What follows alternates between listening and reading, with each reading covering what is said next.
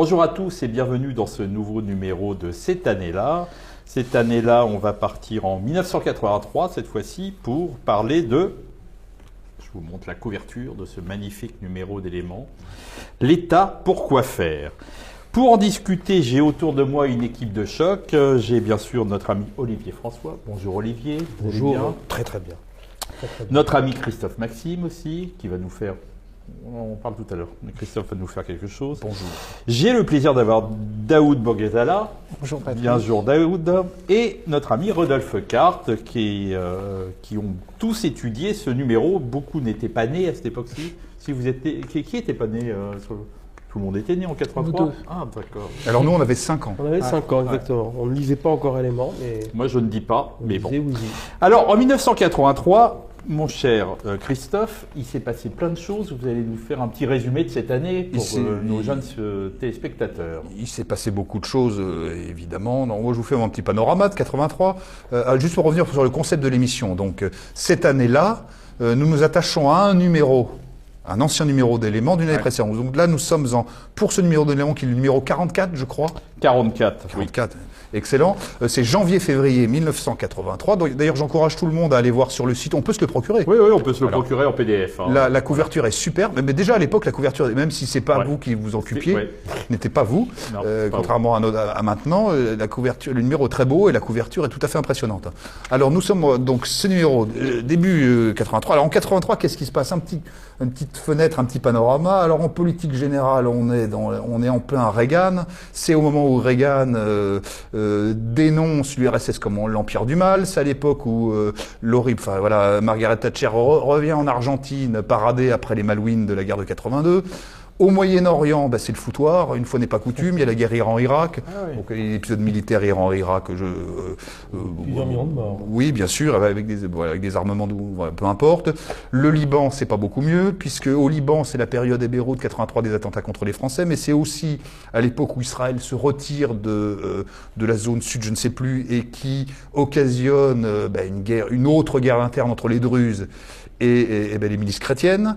Donc voilà, c'est un contexte un peu difficile. En 1983, Mitterrand devient quasiment presque atlantiste, puisqu'il est très pro-américain, et il déclare que les missiles sont à l'est, les pacifistes à l'ouest, donc ce pauvre Mitterrand. Et juste pour l'Amérique du Sud, c'est la fin de la dictature. Ça vous intéressera, Olivier, qui connaissait bien l'Argentine, bien sûr. Je connais très bien l'Argentine. Vous êtes quasiment né en Argentine, mais c'est pas une plaisanterie. Je suis pas né en Argentine. Mais t'es petit, voilà.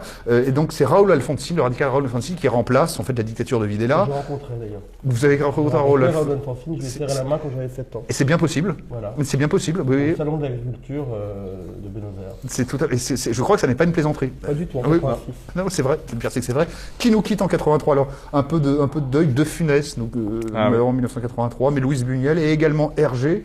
Et quelqu'un qu'on aime bien ici, qui est René Fallet. Voilà, c'était juste pour dire ça. En matière de cinéma, on est dans le gros cinéma international. On a Star Wars, moi j'aime pas ça du tout. Scarface de Brian De Palma.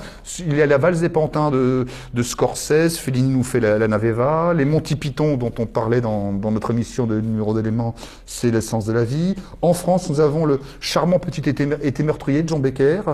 Il y a aussi une grosse actualité David Bowie, puisque David Bowie tourne dans Oshima Furio. Film ambigu. Oui, effectivement, c'est David Bowie. Il y a un film que j'aime beaucoup de 83 qui a eu l'Oscar, c'est un film de James Brooks qui s'appelle Tendre patient avec Jack Nicholson qui a l'Oscar du meilleur film en 83. Voilà, des choses comme ça. En France, on a Papy fait de la résistance qui est très drôle, dans un registre un petit peu léger, un très beau Piala à nos amours. Voilà, c'est à peu près tout. En matière de musique, on est dans la période Michael Jackson à fond. David Bowie également, en plus de Furio, qui nous chante plein de choses, Let's Dance, etc. Ambigu d'ailleurs aussi. Pas vraiment, China Girl peut-être un peu plus. Voilà, on est énormément dans Rod Stewart. Patrick sera enchanté, on est très heureux. Il y a Rod Stewart et on est toujours heureux de voir ça. Bonnie Tyler, Genesis, voilà. Comme c'est un peu la nouvelle année, il y a U2 qui fait New Year's Day. Voilà, Indochine, voilà, qui est un groupe, peu importe, en France, qui pianote un petit peu. Voilà, puis pour finir sur un domaine... On entend encore Indochine. Oui, moi j'aime assez, moi je trouve ça pas si mauvais. Il serait anglais de Brighton, on trouverait ça génial. C'était une boom avec d'anciens élèves de Stanislas, on écoutait Indochine. Des proches en parlaient très bien.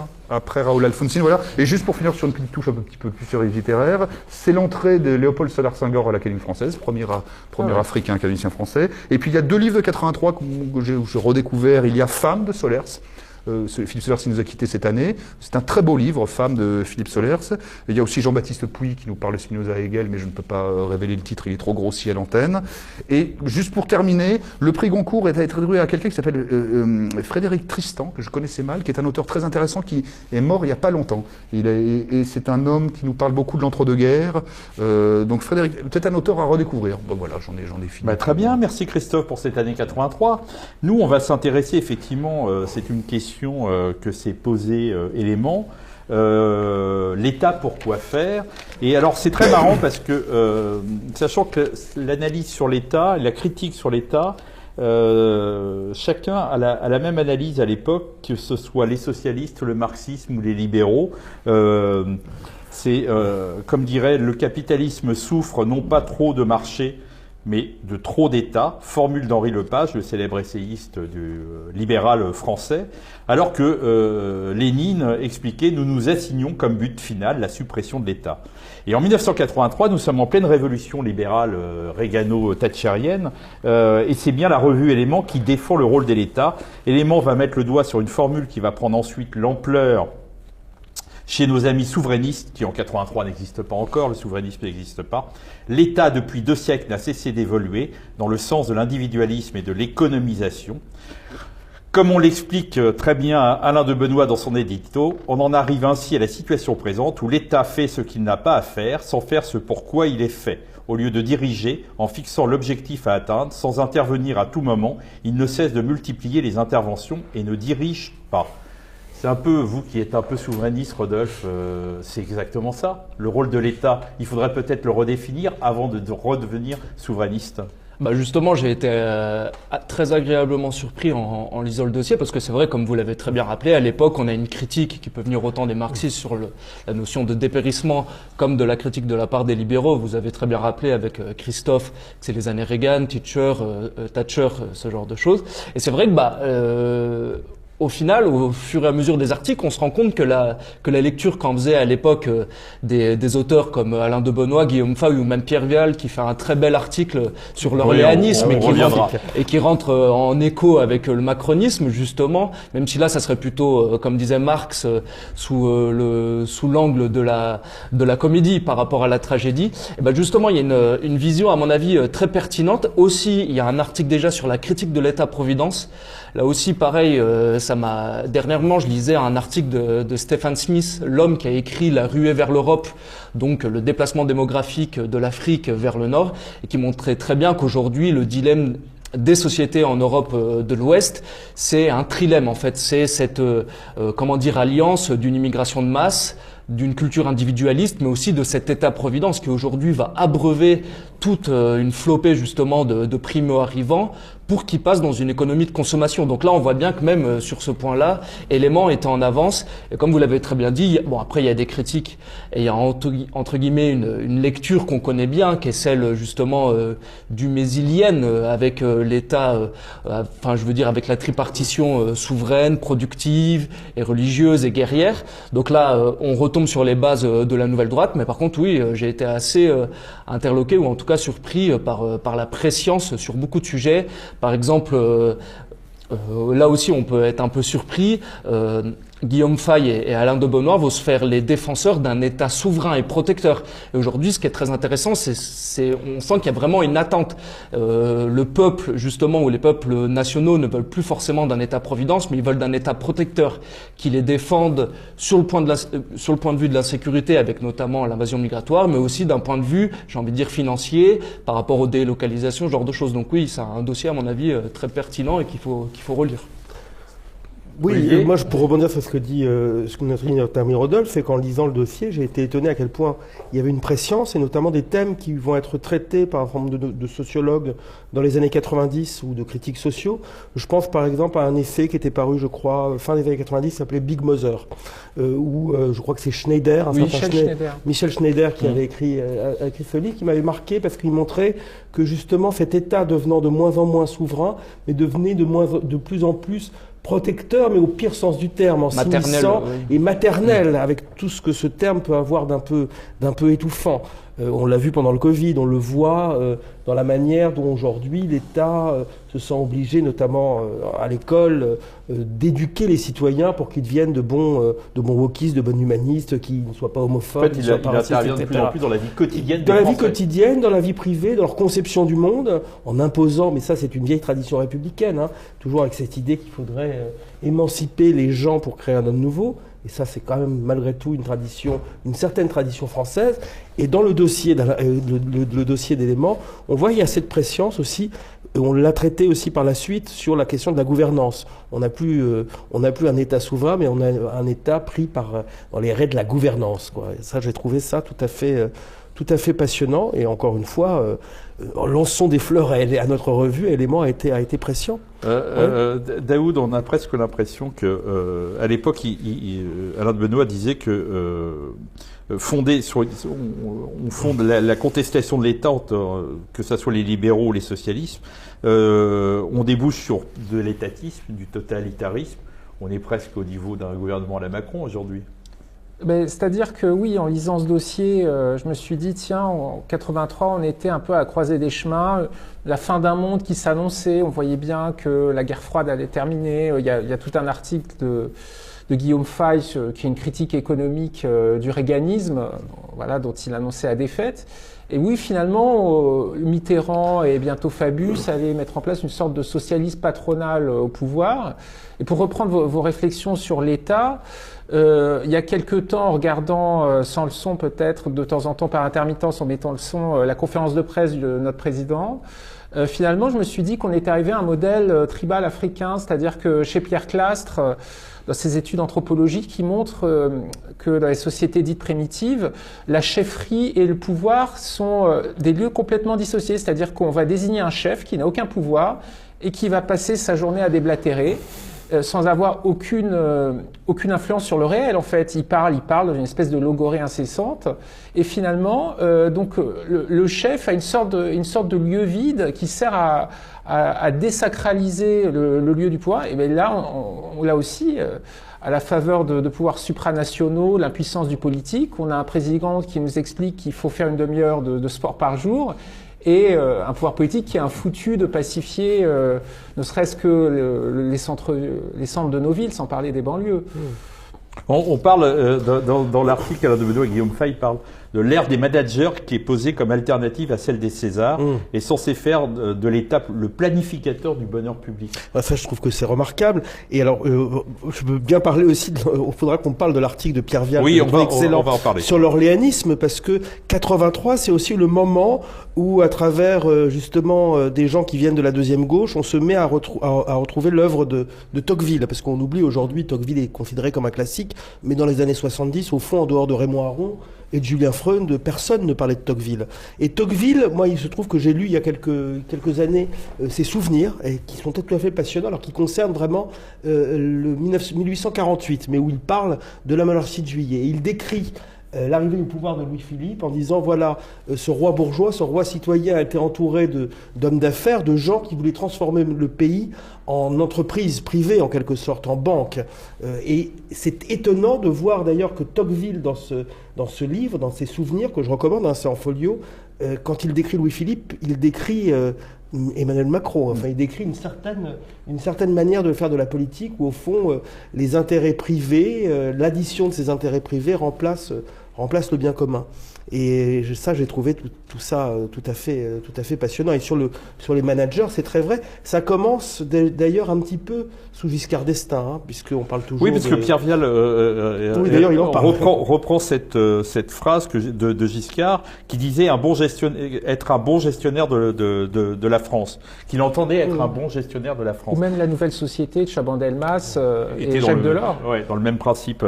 On avait déjà ça à ce moment-là. Ça me fait penser, excusez-moi de faire une citation, puisque c'est un de nos films préférés, je crois, nous sommes quelques-uns et beaucoup aimés, dans La Maman et la Putain, à un moment donné, à propos de Nouvelle Société, Jean-Pierre Léaud, enfin Alexandre, que joue Jean-Pierre Léaud, dit au fond, autrefois, les femmes se retournaient au passage des militaires, aujourd'hui elles se retournent au passage des cadres avec leur attaché-caisse, c'est la Nouvelle Société. Donc il pointait déjà Jacques Chaban-Delmas, et les cadres avec leur attaché-caisse sont aujourd'hui au pouvoir, hélas. Rodolphe, dans l'article Guillaume Fay et Alain de Benoît, il expliquait que ce qui serait important, c'est de s'attacher à redéfinir une idéologie de la souveraineté.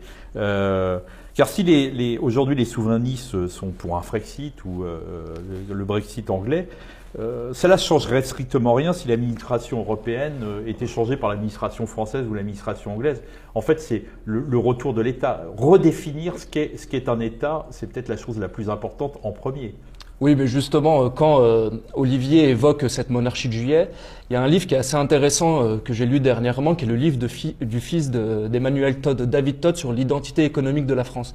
Et au moment de la monarchie de juillet, on a véritablement l'identité économique de la France qui se dessine et qui est celle du protectionnisme contre le libre-échangisme venu d'Angleterre. Et aujourd'hui, la phrase que j'ai citée au début de l'émission sur Karl Marx, on est véritablement dedans. C'est qu'à l'époque, il a pu avoir une bourgeoisie nationale qui avait des intérêts nationaux. Et c'est vrai que la bourgeoisie était plutôt, pas vindicative, mais disons qu'elle allait de l'avant. C'était la bourgeoisie des chemins de fer, des grandes industries, ou en tout cas qui essayait véritablement de doter la France d'une puissance industrielle.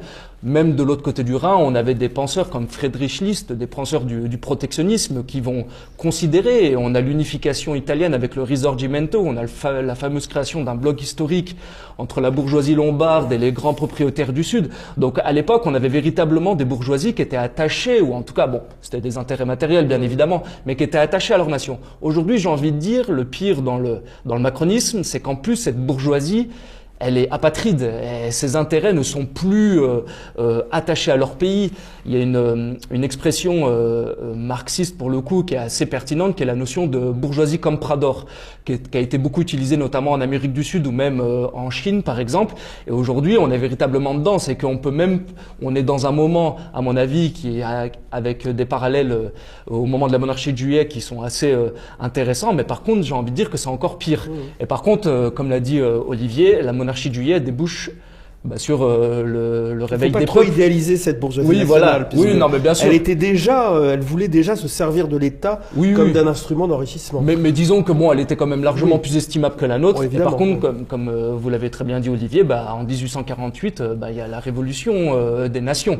Donc espérons que après le macronisme, le réveil des peuples européens, et aujourd'hui, comme on l'a vu par exemple avec les manifestations agricoles qu'on voit en Allemagne, alors bon, c'est comme d'hab, sur quoi ça détournera, mais bon, on voit quand même que même d'un point de vue électoral, on a quand même un réveil des peuples. Alors espérons que ça finisse justement dans un réveil des peuples européens. C'est ce que dit Pierre Vial, et c'est assez révélateur. Il dit, je le cite, « La révolution de 1830 a mis au pouvoir une bourgeoisie qui considère qu'elle doit continuer l'évolution engagée de 1789, c'est-à-dire établir une échelle de valeurs politiques, sociales, culturelles en tête desquelles figure la réussite économique qui justifie toutes les autres. Le personnel orléaniste se recrute dans la haute bourgeoisie, mais cette haute bourgeoisie prend soin d'asseoir son pouvoir sur une base sociologique, la moyenne et la petite bourgeoisie. » On a l'impression d'être chez Macron, là. Sa ministre Amélie Oudéa-Castéra. Oudéa-Castéra, qu'est-ce qu'on peut penser de cette femme, en dehors de la polémique sur Stanislas, une ancienne joueuse de tennis je ne sais pas si elle était de grand rang d'ailleurs. Voilà, mais en fait, oui, je pense que chez Macron, la base sociale, ce serait intéressant d'ailleurs de voir si la base sociale macronienne est la même que la base sociale de Louis-Philippe. Je vois ce que j'appelle les normopathes, en effet, c'est une certaine petite bourgeoisie. En votant Macron, en fait, c'est une manière de se distinguer du reste de la population, alors même qu'elle aurait plutôt des intérêts communs avec les classes populaires. Mais elle tient absolument à voter Macron pour prendre le train en marche en ayant l'impression que ça va l'élever socialement. Alors qu'en fait, elle est appauvrie par la population. On est aussi à un moment aujourd'hui particulier de l'histoire par rapport à la pyramide des âges.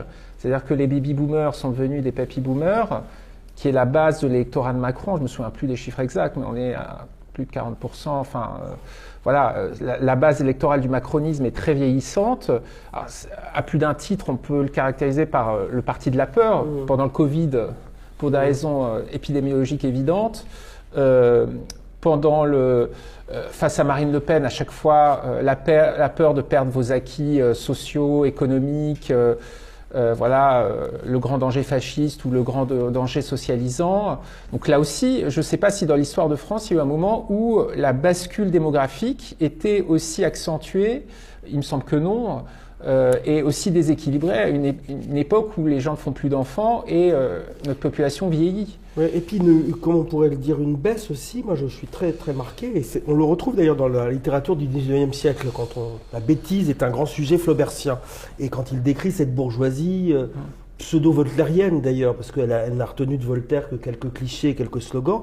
Et aujourd'hui, on a, moi je trouve, une baisse du niveau de nos élites, qui parfois d'ailleurs sont des gens peut-être très compétents en statistiques et qui ont réussi des diplômes, mais qui culturellement... Mais il nous reste la syntaxe de Stéphane Séjourné quand même. Oui, alors paraît-il qu'il est handicapé, il a eu des problèmes de dyslexie jeune. Enfin bon, on ne nomme pas un dyslexique à mon avis très jeune. Au ministère des Affaires étrangères. C'est comme si on nommait, je ne sais pas, un cul-de-jatte au directeur de l'athlétisme en France. Enfin, c'est aberrant. Mais il y a une baisse du niveau. Hein. Moi, j'ai été marqué quand on voit l'intrigante et en même temps fascinante Rachida Dati, mais que d'aucuns auraient appelé une aventurière il y a quelques années. Quand elle fait son discours, elle arrive au ministère de la Culture, elle ne cite aucun auteur, aucun peintre. Elle dit « j'aime la culture ». Mais enfin voilà. Pour rehausser le niveau et parler de l'élite, je voudrais juste revenir donc sur ce fameux numéro 44 de 1983. Pour changer de sujet, je ne parle plus de l'État. Il y a d'autres articles en plus de Guillaume Fay et Pierre Vial. Il y a les 10 ans de la mort de Monterland dont parle grand ami Michel Marmin et Alain de Benoît, avec une grande entretien de Philippe de Saint-Robert, qui répond au livre du moment qui est Monterland sans masque, qui est un petit peu, un peu polémique. Donc il y a un très bel entretien de Philippe de Saint-Robert dans ce numéro. Et il y a aussi un article délicieux du merveilleux Michel Marmin sur... rappelez-moi. Je l'ai pas en tête, alors attendez. Contre Hegel, le titre c'est Contre Hegel, sur Laurent. Un antidote contre Hegel. Il y a un antidote contre Hegel, donc je pensais à ça. Donc... Parce que c'est vrai qu'il y avait déjà des pages culture. Il y a des pages culture extrêmement dans l'élément à l'époque. Rodolphe, on s'aperçoit en fait que, comme beaucoup de souverainistes de maintenant, la fonction de productivité prenant le pas sur la fonction souveraine, c'est pour ça que les souverainistes sont apparus, parce qu'en fait, le souverainisme qui allait de soi dans un État, ne l'est plus. En fait, on est aujourd'hui, comme disait Alain de Benoît, éliminant la notion même de souveraineté pour lui substituer celle de décision gestionnaire. On fait de la gestion aujourd'hui à l'État. Oui, justement, c'est d'autant plus sensible la question de l'État en France qu'on sait pertinemment que la France, quelque part, c'est aussi une création artificielle. C'est des peuples, le peuple basque, les Flamands, les Bretons, les peuples alpins qui ont peu de choses à voir, à part peut-être une origine civilisationnelle européenne, bien évidemment. Mais on voit bien justement que la formation de la France, ça a toujours été la formation de l'État capétien contre Rome, de l'État capétien, mais aussi contre le Saint-Empire romain germanique. Donc aujourd'hui, le délabrement de l'État qu'on connaît par notamment les doctrines néolibérales, justement, rendent la chose d'autant plus sensible. Et justement, là, c'est peut-être, comme on l'a très bien dit au début de l'émission, l'intérêt de ce dossier, c'est qu'aujourd'hui, quand on a une critique de l'État, notamment de l'État-providence, et qui est absolument nécessaire et légitime, on a tendance, à jeter le bébé avec l'eau du bain. Alors que là, on voit très bien, alors que chez un personnage comme par exemple Alain de Benoît, on pouvait peut-être attendre une critique beaucoup plus acerbe contre l'État. Alain de Benoît, c'est quand même un partisan d'Altusius contre Baudin, et non, on le retrouve justement toujours à nous surprendre, à faire une réévaluation de l'État souverain, de l'État protecteur, et c'est pour ça que même moi en tant que souverainiste, j'ai trouvé ce dossier tout à fait pertinent. Mais ce qui est drôle, c'est que par exemple, c'était un peu la même chose avec le numéro d'éléments sur la France. Là aussi, on s'attendait à une descente en règle de la France, de la francité, et c'était absolument pas le cas.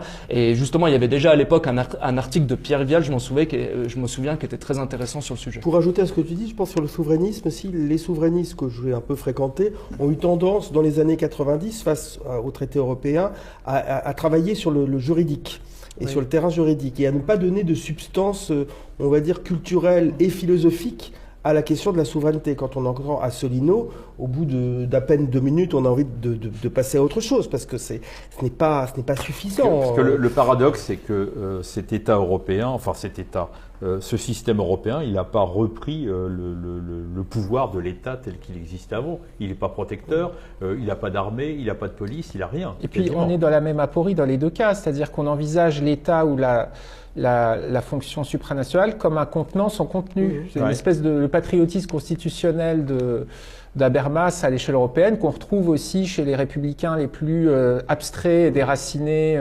désincarnés, qui voient dans la France qu'un plébiscite de tous les jours. Là aussi, faire attention, le juridisme ne fait pas tout. Rodolphe, oui, et justement, c'est marrant qu'on évoque Monterland, parce que Monterland, on sait très bien qu'il baignait dans l'univers de l'Europe antique. Et on sait très bien que Rome, bien évidemment, c'est l'État, mais c'est aussi les hommes d'État qu'incarnaient. On a les figures de la République romaine, comme Régulus ou Cincinnatus, qui montrent vraiment que, comme vous venez de le dire, Daoud, il y a un État, mais il faut aussi des Français. C'est très bien d'avoir un État français, mais il faut aussi des Français. Et les Français, aujourd'hui, le type humain français, c'est peut-être la chose qui est le plus difficile à produire, si je puis dire. Bon ben voilà, on a quasiment fait le tour. Hein, donc vous pouvez retrouver ce numéro, vous voyez, cette très belle couverture. Je peux dire qu'elle est très belle parce que c'est pas moi qui l'ai faite. Retrouver l'État pour quoi faire.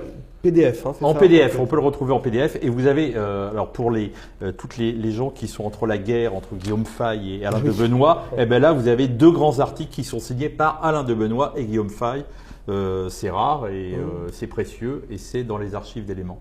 Voilà, nous on se retrouve le mois prochain, Olivier. Oui, exactement, pour un nouvel numéro du Plus d'éléments. Un peu plus d'éléments, voilà.